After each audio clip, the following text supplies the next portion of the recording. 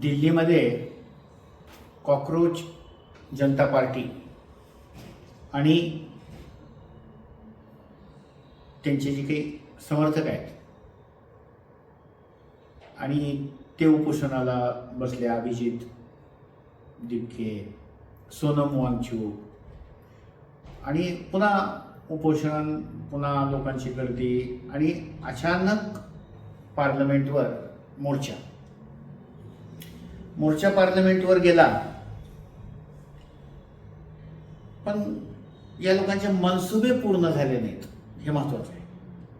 त्यांची जी इच्छा होती की पार्लमेंटमध्ये जायचं, पार्लमेंटला घेराव घालायचा, उगीच काहीतरी गोंधळ करायचा, सगळं जगाचं लक्ष वेधून घ्यायचं. 2000 मध्ये 18-19च्या दरम्यान अल्जेरिया नावाच्या एका छोट्या राष्ट्रामध्ये असंच पार्लमेंटवर लोकांनी जाऊन मोर्चा नेला आणि तिथलं सरकार बदललं, राष्ट्राध्यक्षाला राजीनामा द्यावा लागला. 2019 मध्ये सुदानमध्ये अशीच परिस्थिती झाली. तिथेही लोकांनी पार्लमेंटवर, राष्ट्रपती भवनावर ओमर अल बशीर नावाचे तिथले राष्ट्राध्यक्ष राजीनामा दिले. आता हे आर्मेनियामध्ये 2018ला हीच परिस्थिती झाली. श्रीलंकेमध्ये 2022ला तिथल्या आजकाल ते जैनजीचं वगैरे फार चर्चा असते. तरुण विद्यार्थी राजपक्षे म्हणून तिथे जे राष्ट्रपती होते, तर विद्यार्थी राष्ट्रपती कार्यालयात गेले, राष्ट्रपतीच्या घरात घुसले, अक्षरशः फर्निचरदार मोडतोड कर आणि राष्ट्रपतीने राजीनामा दिला. त्याच्यानंतर ही परिस्थिती 2024 मध्ये बांगलादेशात केली. शेख हसीना त्यांना परागंदा व्हावं लागलं, भारताचा आश्रय घ्यावा लागला.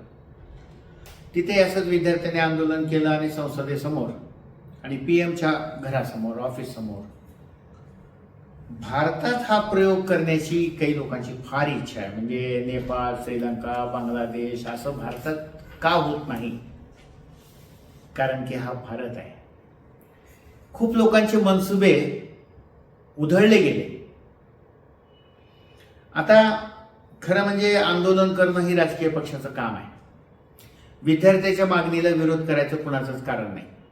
पण मागणी अशी असायला पाहिजे होती की नीटचे जे पेपर करणारी जी यंत्रणा आहे, संस्था आहे, त्या संस्थेचे जे अध्यक्ष आहेत, तिथले कर्मचारी आहेत, त्या अध्यक्षाचा राजीनामा घ्या, तिथल्या डायरेक्टरचा राजीनामा घ्या, नीटचं काम त्यांच्याकडून काढून घ्या. ही मागणी योग्य असू शकते. राजकीय मागणी करताना या लोकांना हे लक्षात नाही आलं की आपण नीटचं निमित्त करतोय, पण हे सगळ्या देशानं पाहिलेलं आहे.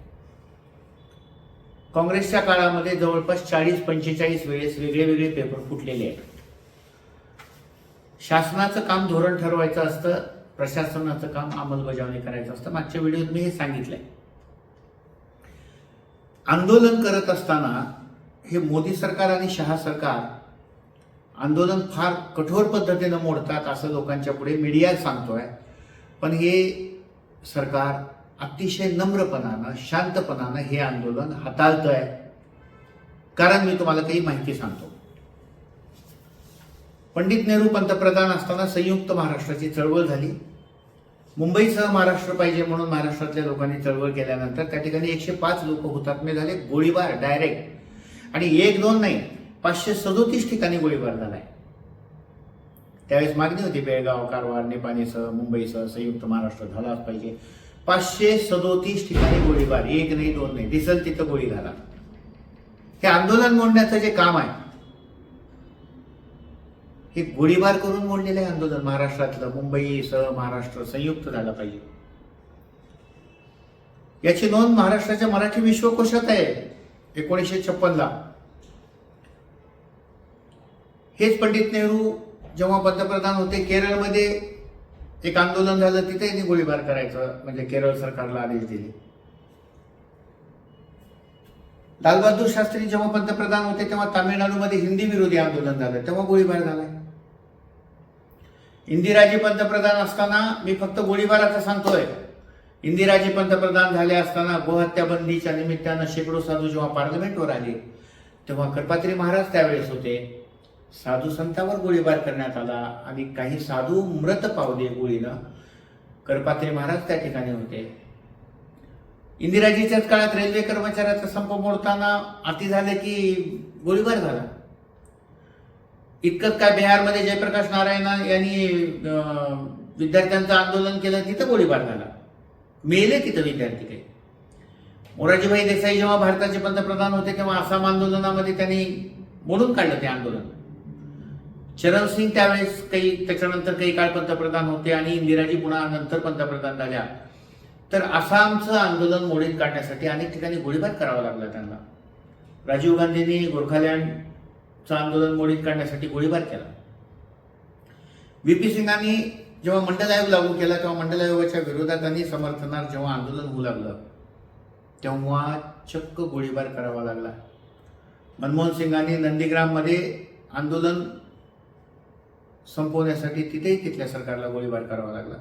मनमोहन सिंग पंतप्रधान असताना बाबा रामदेव जेव्हा तिथे जंतर मंतरला बसले होते तर अर्ध्या रात्री तिथं पोलिसांनी जाऊन बाबा रामदेव अक्षरशः म्हणजे काही वस्त्र, महिलेचे वस्त्र वगैरे घालून पळून गेले असं म्हणतात, पण तिथं किती एक माणूस मृत्यू पावला, जखमी झाले लोक. तर ही जी मी तुम्हाला यादी सांगितली याच्या तुलनेमध्ये आत्ता जे पंतप्रधान भारताचे नरेंद्र मोदी, गृहमंत्री अमित शहा असतील आणि दिल्लीचं सरकार अतिशय शांतपणानं हाताळत आहे. आता या सगळ्या परिस्थितीमध्ये आंदोलकांना काही हातालाच लागत नाहीये, ही त्यांची फार मोठी शोकांतिका आहे. ते प्राईम मिनिस्टरच्या घरासमोर धरणं धरतात, पार्लमेंटवर मोर्चा घेऊन जातात. त्याच वेळेस दिल्ली हायकोर्टात एक जण याचिका करताय, दुसरा कोणीतरी सुप्रीम कोर्टात याचिका करतो. विद्यार्थ्याच्या नावाखाली पंजाबमधून काही शेतकरी येतात, विद्यार्थ्याच्या नावाखाली भारतातली काही ठराविक लोक त्याच ठिकाणी येतात आणि ह्या सगळ्याचा विरोधकांचा राजकीय फायदा घेण्याचा जो प्रयत्न आहे तो फसलाय. पोलिसावर हल्ले झाले, आता गुन्हे दाखल करायची वेळ आली की हे घाबरले. दिल्ली हायकोर्टात काय म्हणतात की आमच्यावर गुन्हे दाखल करू नका. पोलिसांनी कसं मारहाण केली बघा. आता पोलिसांना मारहाण केल्यावर 100 पोलीस जखमी झाल्यानंतर पोलिसांनी मारहाण करायचं नाही हे कसं शक्य आहे? तुम्ही पार्लमेंटमध्ये घुसायचा प्रयत्न करणार, IPS अधिकारी 5 जखमी झाले, जास्तीत जास्त प्रयत्न करत होते ते की मारहाण करू नये, अश्रुधुराचे म्हणजे कांड्या फोडू नये. तर त्या ठिकाणी तुम्ही जंतर मंतर सोडून दिल्लीतल्या ठिकठिकाणी जाऊन अचानक गोंधळ करायला चालू केला. तुमच्याकडे दगड कुठून आले एवढे? दगडफेक करण्यासाठी एवढे दगड काय खिशात होते का काही आंदोलकाच्या? इतरत्र दिल्लीमध्ये गोंधळ कसा काय झाला? या सगळ्याची उत्तरं या आंदोलन करताना द्यावी लागणार आहे. याची चौकशी केंद्र सरकारनं केली पाहिजे, हा सगळ्यात महत्त्वाचा. CBIने केली पाहिजे आणि यामध्ये विद्यार्थ्याच्या आंदोलनाच्या नावाखाली तेच चेहरे कसे काय येतात? म्हणजे प्रकाश राज येऊन गेले, शबाना आझमी आल्या, आम आदमी पार्टीचं तर बॅकग्राऊंड चालूच आहे, बॅक सपोर्ट. पंजाबमधून शेतकरी तेच लोक शाहीनबागला बसलेले, तेच लोक शेतकरी आंदोलनात बसलेले, तेच लोक अरुंधती राय असतील, योगेंद्र यादव असतील, तेच लोक आहेत. विद्यार्थी नाही आहेत तिथं. विद्यार्थी आपले ॲडमिशन चालू आहेत. ज्या आत्महत्या करणारे विद्यार्थी आहेत, ज्यांच्या कुटुंबामध्ये ज्यांच्या दुःखात सरकार सहभागी आहे, समाज सहभागी आहे, त्यांचा प्रश्न या आंदोलन करताना फार महत्त्वाचा नाही आहे. त्यांना धर्मेंद्र प्रधानचा राजीनामा पाहिजे. त्यांना सरकारला वाकवायचं आहे, सरकारला झुकवायचं आहे आणि देशात हे दाखवायचं आहे की या देशामध्ये एखादा कायदा जर बदलला तर आम्ही 10-20 हजार लोक जाऊन जंतर मंतरवर गोंधळ घालू शकतो, पार्लमेंटमध्ये घुसायचा प्रयत्न करू शकतो आणि मग शेतकरी कायदा कसा मागा घेतला जातो बघा. कायदा आणि सुव्यवस्था पाळण्याची जबाबदारी सरकारची आहे म्हणून सरकार थोडंसं 2 पावलं मागं येतं आणि तुम्ही म्हणता की हे सरकार त्रास देणार आहे, कठोर आहे आणि निगरगट्ट आहे. तर कुठेही 10-20 हजार लोक जर जमा केले आणि उपोषण, मोर्चा, धरणं, आंदोलन करू लागले, मीडियाला बाईट देऊ लागले आणि कोणाचाही राजीनामा मागू लागले तर आज आपल्या भारतातल्या लोकांचं हे नशीब आहे की अजून गोळीबार झाला नाही, गोळीबार होऊ नये. पण आंदोलन जर वाढत गेलं, हिंसक व्हायला, तर काय पर्याय आहे? तर आंदोलनात जे काही निष्पाप विद्यार्थी आहेत, ज्यांचा गैरसमज होऊ शकतो की ते लोक आपल्यासाठी आंदोलन करायले, त्यांनी आता त्या आंदोलनात सहभागी होऊ नये. कारण तिथं कुणी फटाके फोडू शकतं, एखादा बॉम्ब फुटू शकतो, एखादा काही जाळपोळ होऊ शकते, कुणीतरी कुणाचा तरी हत्या करू शकते. ह्या सगळ्या गोष्टीमध्ये तिथल्या विद्यार्थ्यांनी त्यात जास्त पडू नये.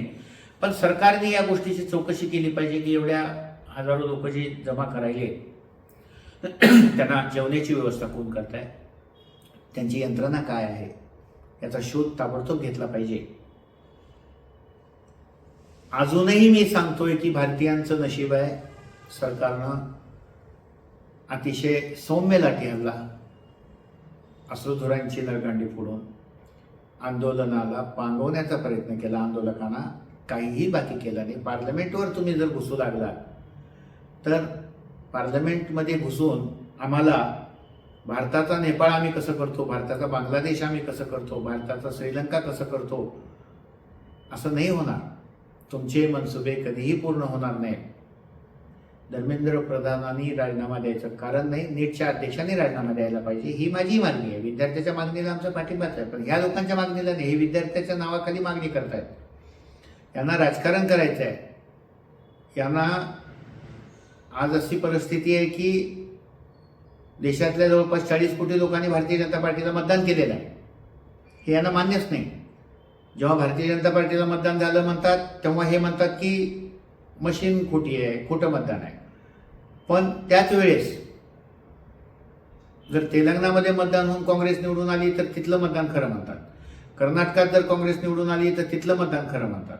केरळमध्ये काँग्रेस निवडून आली तर तिथलं मतदान खरं म्हणतात. पंजाबमध्ये आम आदमी पार्टी आली तर तिथलं मतदान खरं असतं. पण कुठं भाजप निवडून आलं की तिथलं मतदान खोटं असतं. मी त्रयस्थ आहे. मी कुठल्याही विचाराच्या दृष्टीने हा व्हिडिओ करत नाहीये. आज मला दिसतंय की विद्यार्थ्याच्या नावाखाली तिथं राजकारण चालू आहे. विद्यार्थ्यांचा सहभाग फार कमी आहे. हे अगदी प्रोफेशनल कार्यकर्ते आहेत. यांना व्हिडिओ कळतात, यांना बाईट द्यायचं कळतं, यांना प्रेसला बोलायचं कळतं, यांना त्याच वेळेस हायकोर्टात जायचं कळतं, त्याच वेळेस सुप्रीम कोर्टात जायचं कळतं. आणि एकाच वेळेस सगळ्या यंत्रणा लावण्यासाठी विद्यार्थ्यांच्या आंदोलनात असं होत नाही. विद्यार्थी बाळबोध असतात, निष्पाप असतात. हे सगळे प्रोफेशनल लोक आहेत, ठरलेले आहेत, कायम आंदोलन करणारे आहेत. तुम्ही काढून बघा. माझी विनंती आहे या महाराष्ट्रातल्या सगळ्या जनतेला, देशातल्या जनतेला सुद्धा, की ह्या आंदोलनाची पार्श्वभूमी तुम्ही शोधून काढली पाहिली पाहिजे आणि नंतरच मग तुम्ही या आंदोलनाच्या बद्दल आपलं मत तयार केलं पाहिजे. मी डॉक्टर जगन्नाथ पाटील, आपलं मन यूट्यूब चॅनलमध्ये हा व्हिडिओ जर आपल्याला आवडला असेल आणि यातले काही मुद्दे तुम्हाला जर आवडले असतील तर हा व्हिडिओ जास्तीत जास्त शेअर करा, जास्तीत जास्त लोकांच्यापर्यंत पोहोचवा आणि आपलं मन यूट्यूब चॅनलला सबस्क्राईब करा. धन्यवाद. नमस्कार.